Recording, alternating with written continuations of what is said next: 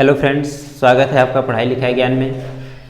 और पिछली वीडियो में हमने आपको बताया था कि प्रेजेंट इंडेफिनिट टेंस के बारे में और उसके रूल्स के बारे में, उसकी पहचान से रूल्स और ट्रांसलेट करने के तरीके हमने बताया था। अब हम आपको प्रेजेंट इंडेफिनिट टेंस के नेगेटिव सेंटेंस और इंट्रोगेटिव सेंटेंस के बारे में बताते हैं, क्योंकि हमने पिछली वीडियो में वीडियो बड़ा ना हो इसलिए सिर्फ और सिर्फ मैंने अफर्मेटिव सेंटेंस ही बता पाया था। तो अब बात करते हैं नेगेटिव सेंटेंस की। तो नेगेटिव सेंटेंस का मतलब होता है नकारात्मक वाक्य। जब वाक्य में नहीं का प्रयोग अगर मिलता है तो नेगेटिव सेंटेंस उसे कहते हैं। नेगेटिव सेंटेंस बनाते हैं तो हम जब भी बनाएंगे तो प्रेजेंट इंडेफिनिट टेंस की बात करते हैं। प्रेजेंट इंडेफिनिट टेंस में जो हेल्पिंग वर्ब है हमारा डू और डज होता है। जब भी किसी भी सेंटेंस का यदि नेगेटिव सेंटेंस बनाते हैं तो उसमें प्रयोग होने वाली जो भी सहायक क्रियाएं होती हैं ठीक उसी के बाद नॉट का प्रयोग कर देते हैं। तो हमारे प्रेजेंट इंडेफिनिट टेंस जो है उसकी जो नेगेटिव सेंटेंस है, नेगेटिव सेंटेंस का जो सहायक क्रिया है, हेल्पिंग वर्ब है, वो डू और डज है। तो हम डू और डज के बाद नॉट का प्रयोग कर देंगे। तो हम देख लेते हैं नेगेटिव सेंटेंस बनाने के क्या क्या तरीके हैं, कैसे बना सकते हैं। तो सबसे पहले हम सब्जेक्ट लिखते हैं। सब्जेक्ट यानी हमारा कर्ता होता है। उसके बाद कर्ता के अनुसार यदि सिंगुलर है तो डू नॉट, सिंगुलर हो तो डज नॉट और प्लूरल है तो डू नॉट। और उसके बाद वर्ब का फर्स्ट फॉर्म, ऑब्जेक्ट और अदर वर्ड लिखते हैं और उसके बाद प्लेस और टाइम लिखते हैं। यानी कि हमें इसमें ज़्यादा परिवर्तन नहीं करना है, प्लस डू नॉट और डज नॉट का प्रयोग करना है। एक वचन का कर्ता हो तो डज नॉट, बहुवचन का कर्ता हो तो डू नॉट, सिंगुलर हो तो डज नॉट, प्लूरल हो तो डू नॉट। और जब हम डू और डज का प्रयोग सेंटेंस में कर देते हैं तो वर्ब में एस या ई एस जो लगाया करते थे वो नहीं लगाएंगे, क्योंकि ऑलरेडी हमने डज में ई एस का प्रयोग कर दिया है। इसलिए हमें क्रिया में यस या ई एस लगाने की आवश्यकता नहीं पड़ती है। अब नेगेटिव का एक दूसरा रूल भी देख लेते हैं। प्रेजेंट इंडेफिनिट टेंस में एक और भी नेगेटिव सेंटेंस होता है जिसमें कभी नहीं शब्द का प्रयोग आता है। कभी नहीं, तो कभी नहीं शब्द के लिए हम लोग नेवर का प्रयोग करते हैं। और जब नेवर का प्रयोग करते हैं सेंटेंस में तो सेंटेंस की जो भी क्रियाएं वगैरह होती हैं, जो क्रिया में यस या यस का प्रयोग होता है उसको हमें लगाना पड़ेगा। सेंटेंस में यदि नेवर का प्रयोग हुआ है, कभी नहीं शब्द आया है, तो इसके लिए क्या करेंगे, सबसे पहले सब्जेक्ट है और नेवर को सब्जेक्ट के ठीक बाद रखते हैं। Subject plus never. उसके बाद वर्ब में जैसा कि रूल्स के अनुसार यदि सिंगुलर हुआ तो यस या यस लगाएंगे और प्लूरल हुआ तो नहीं लगाएंगे। उसके बाद ऑब्जेक्ट, अदर वर्ड और प्लस प्लेस और टाइम लगा देंगे, जैसा कि हमारा रूल्स है। एग्जाम्पल्स देख लेते हैं। एग्जाम्पल्स क्या है, वह झूठ नहीं बोलता है। वह झूठ नहीं बोलता है अगर हम इसके अनुसार बनाएंगे, सबसे पहले हमारा सब्जेक्ट है तो सब्जेक्ट क्या है, वह के लिए हमने ही राइट कर दिया। उसके बाद क्या है, डू या डज। वह एक सिंगल पर्सन है, सिंगुलर नाउन है, सिंगुलर सब्जेक्ट है, तो सिंगुलर सब्जेक्ट के लिए हम लोग क्या प्रयोग करेंगे, डज का प्रयोग करेंगे। हमने इसमें से अपना जो स्ट्रक्चर बनाया है, स्ट्रक्चर में से हमने सब्जेक्ट पहले राइट कर दिया, उसके डू डज में से रूल्स के अनुसार, सब्जेक्ट के अनुसार हमने डज कर दिया। नॉट था, नॉट कर दिए हैं। अब वर्ब का फर्स्ट फॉर्म, वर्ब हमारा है बोलना, झूठ बोलना। और झूठ बोलने के लिए जो वर्ब हम लोग लाते हैं वो लाते हैं tell. He does not tell और झूठ के लिए a lie, he does not tell a lie. Next sentence देखते हैं, आप लोग गाली कभी नहीं देते हैं। अब देखिए हमारा सेंटेंस जो आ गया, कभी नहीं, कभी नहीं। कभी कभी ये सेंटेंस कभी इस तरफ दे दिया, नहीं यहाँ दे दिया, तो इससे हमें कोई फर्क नहीं पड़ता है। बस कभी और नहीं का प्रयोग हुआ है तो हम नेवर का प्रयोग करेंगे। आप लोग गाली कभी नहीं देते हैं, इसके अनुसार बनाते हैं तो सबसे पहले सब्जेक्ट यू हो गया, नेवर का प्रयोग करेंगे। कभी नहीं के लिए हमने नेवर का प्रयोग कर दिया। लेकिन ये ध्यान रहे कि हमें यस या ई एस सिर्फ सिंगुलर में ही लगाना है, प्लूरल में नहीं लगाना है। यहाँ पे सब्जेक्ट जो हमारा है आप लोग यू, ये प्लूरल है, प्लूरल के साथ हमें यस या ई एस नहीं लगाना है। इसलिए हमें गाली देने की जो मीनिंग होती है एब्यूज, इसमें यस या ई एस नहीं लगाया गया है। नेवर का प्रयोग हुआ है, यस या यस नहीं लगा है। यदि अगर सिंगुलर सब्जेक्ट होता, यहाँ पे यू की जगह किसी एक पर्सन का नेम होता, ही सी इट होता, तो हम यहाँ पे यस या ई एस लगाते हैं। लेकिन प्लूरल सब्जेक्ट होने के कारण यहाँ पे यस या ई एस नहीं लगाएंगे, सिर्फ नेवर का प्रयोग करेंगे और वर्ब का फर्स्ट फॉर्म प्रयोग करेंगे। नेक्स्ट सेंटेंस देखते हैं, हम लोग चाय नहीं पीते हैं। हम लोग चाय नहीं पीते हैं और जनरली चाय पीने के लिए हम टेक का प्रयोग ज़्यादा अच्छा समझते हैं, ड्रिंक लगा सकते हैं, लेकिन चाय, कॉफ़ी और मेडिसिन, क्योंकि ये तीनों चीज़ें लोग पीने की बात करते हैं, लेकिन जनरली मेडिसिन भी कई तरीके की होती है। कुछ मेडिसिन को निगल लेना होता है, कुछ मेडिसिन को चबा चबा के खाना होता है, कुछ मेडिसिन जो सिरप फॉर्म में होती है उसे पी लेना होता है, और कुछ मेडिसिन ऐसी होती हैं जिन्हें हमें अपनी जिह्वा पर रख के चूस चूस के खाना होता है। तो कई तरीके होते हैं मेडिसिन लेने के, तो हम मेडिसिन को एक वर्ड लगा देते हैं टेक, क्योंकि कई प्रकार के हैं। अगर हम सब चीज़ों को अलग अलग लिखना चाहें तो अलग अलग लिख सकते हैं। चबाने वाले को च्यू लिख सकते हैं, और चूसने वाले को सक लिख सकते हैं, निगल लेने वाले को सैलो लिख सकते हैं, और पीने वाले को सिरप को ड्रिंक। तो इतने ढेर सारे वर्ब का प्रयोग करने से अच्छा है कि एक वर्ब का प्रयोग कर दिया जाए, टेक। और चाय और कॉफ़ी जब हम लोग पीते हैं तो डायरेक्टली नहीं पी सकते हैं, और उसे हम धीरे धीरे एक एक छोटी छोटी चुस्कियाँ लेके पीते हैं। तो चुस्कियाँ लेकर पीते हैं तो प्रायः अगर हम उसके स्थान पर टेक का प्रयोग करें तो ज़्यादा सूटेबल होता है। ड्रिंक का प्रयोग कर सकते हैं, गलत नहीं होगा। तो हम लोग चाय नहीं पीते हैं, हम लोग का क्या हो गया, वी, और वी हम लोग प्लूरल फॉर्म है, पहले रूल के अनुसार बनाएंगे। सब्जेक्ट, उसके बाद डू डज में से हम लोग प्लूरल है तो डू नॉट लगाएंगे। उसके बाद वर्ब का फर्स्ट फॉर्म, वर्ब पीना है, पीने के लिए हमने, चाय पीने के लिए हमने टेक का प्रयोग किया है। उसके बाद चाय की tea, we do not take tea. आइए अब हम लोग थोड़ा इंट्रोगेटिव देख लेते हैं। इंट्रोगेटिव सेंटेंस को हम लोग क्या बोलते हैं हिंदी में, प्रश्नवाचक वाक्य।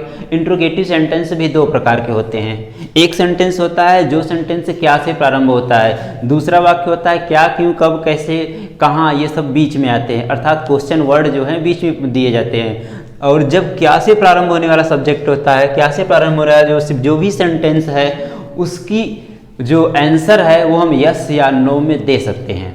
जब जिस भी क्वेश्चन का आंसर यस या नो में दिया जा सकता है वो पहले प्रकार का यानी क्या से प्रारंभ होने वाला इंट्रोगेटिव सेंटेंस होता है। तो हम उसके लिए अलग रूल्स बनाएंगे, अलग रूल्स के अनुसार ट्रांसलेट करेंगे, और जिसमें क्वेश्चन वर्ड बीच में आते हैं उसके लिए दूसरा रूल्स।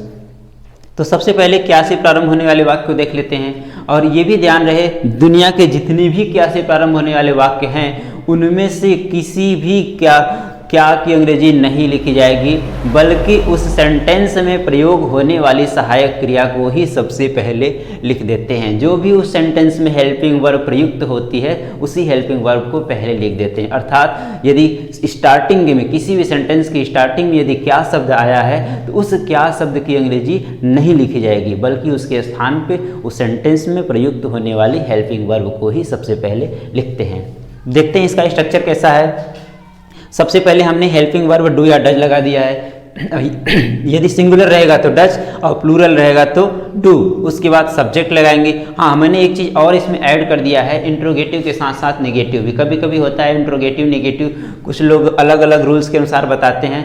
मैं सोचता हूँ कि अलग अलग बताएंगे थोड़ा सा और वीडियो काफ़ी लंबा हो जाएगा, तो हमने एक ही में ऐड कर दिया है। ये नॉट वर्ड जो है, यदि इंट्रोगेटिव नेगेटिव, यदि सेंटेंस में नॉट का प्रयोग हुआ है तब तो लगा देंगे, अगर नहीं हुआ है इसका प्रयोग नहीं करेंगे यहाँ पे।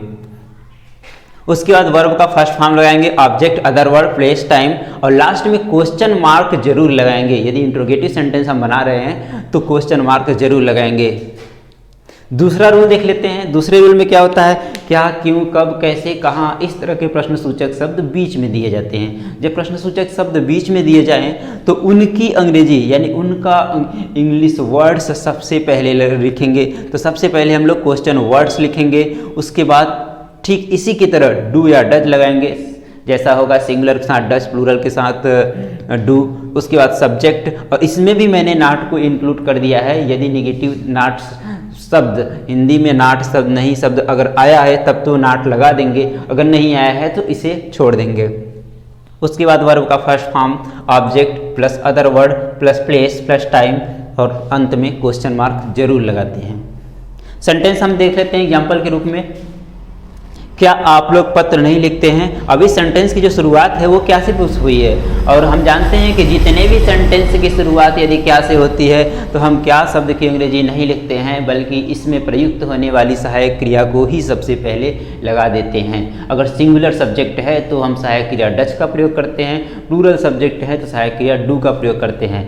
तो अब इस सेंटेंस में देखते हैं कि सब्जेक्ट हमारा आप लोग है। जब सब्जेक्ट आप लोग है तो आप लोगों के साथ ये प्लूरल सब्जेक्ट है और प्लूरल सब्जेक्ट के साथ डू का प्रयोग करते हैं, तो हम सबसे पहले क्या लगा देंगे, इसमें से डू लगा दिए, डू लगा दी। उसके बाद सब्जेक्ट लिखना है, सब्जेक्ट आप लोग है, आप लोग का यू हो गया। उसके बाद नाट, अगर हिंदी में इसमें नाट शब्द नहीं शब्द आया हुआ है तब तो इंग्लिश में यहाँ पे नाट लगा देंगे, यदि नहीं आया है तो नहीं लगाएंगे, नाट हो गया। अब उसके बाद वर्ब का फर्स्ट फॉर्म, वर्ब हमारा है लिखना, लिखते हैं, लिखना की अंग्रेजी होती है राइट, तो हम लोग राइट कर देंगे। उसके बाद पत्र, पत्र के लिए लगा देंगे अ लेटर, तो do you not write a letter, आप लोग क्या आप लोग पत्र नहीं लिखते हैं, तो do you not write a letter. इस सेंटेंस को जरा देख लेते हैं, इसका आंसर यस या नो में दे सकते हैं। जैसे कोई पूछा कि क्या आप लोग पत्र लिखते हैं, यदि लिखते हैं तो यस, नहीं लिखते हैं तो नो। क्या आप लोग खाना खाते हैं, यदि खाते हैं तो यस, नहीं खाते हैं तो नो। क्या आप लोग स्कूल जाते हैं, यदि जाते हैं तो यस, नहीं जाते हैं तो नो। नेक्स्ट सेंटेंस देखते हैं जिसका हम आंसर डिस्क्रिप्शन में देते हैं, मतलब कि उसका आंसर हम यस या नो में नहीं देखते, उसके लिए हमें वर्णनात्मक आंसर देना होगा।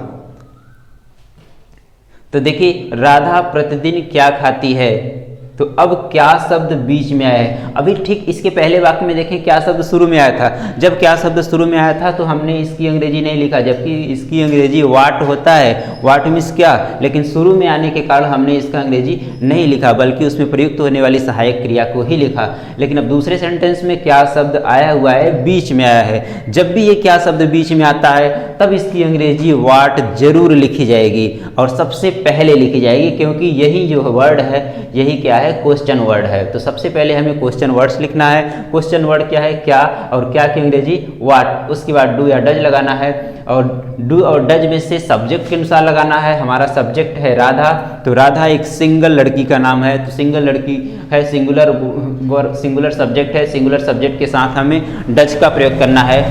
व्हाट डज, उसके बाद हमें सब्जेक्ट राइट करना है, सब्जेक्ट राधा हमने राइट कर दिया। उसके बाद यदि नहीं शब्द आया है तब तो नाट लगाएंगे, तो इसमें नहीं शब्द नहीं आया है तो हम नाट का प्रयोग नहीं करेंगे। उसके बाद वर्ब का फर्स्ट फॉर्म, वर्ब है हमारा खाना खाती है, खाती है, खाती का मतलब खाना खाने के लिए हम लोग ईट का प्रयोग करते हैं, ईट लगा देंगे। उसके बाद प्रतिदिन आया है, प्रतिदिन के लिए या तो हम डेली लगा सकते हैं या तो एवरीडे लगा सकते हैं। तो what does Radha eat everyday, Radha प्रतिदिन क्या खाती है, what does Radha eat everyday. Next sentence देखते हैं, वह लड़की अब मधुर गीत क्यों नहीं गाती है, वह लड़की अब मधुर गीत क्यों नहीं गाती है। हमारा क्वेश्चन वर्ड जो है वो क्यों है, तो क्यों जब आ गया है तो क्यों के लिए सबसे पहले हम इसी की अंग्रेजी लगाएंगे, क्यों, क्योंकि क्वेश्चन वर्ड बीच में आ गया है। तो क्यों का क्या होता है, वाई।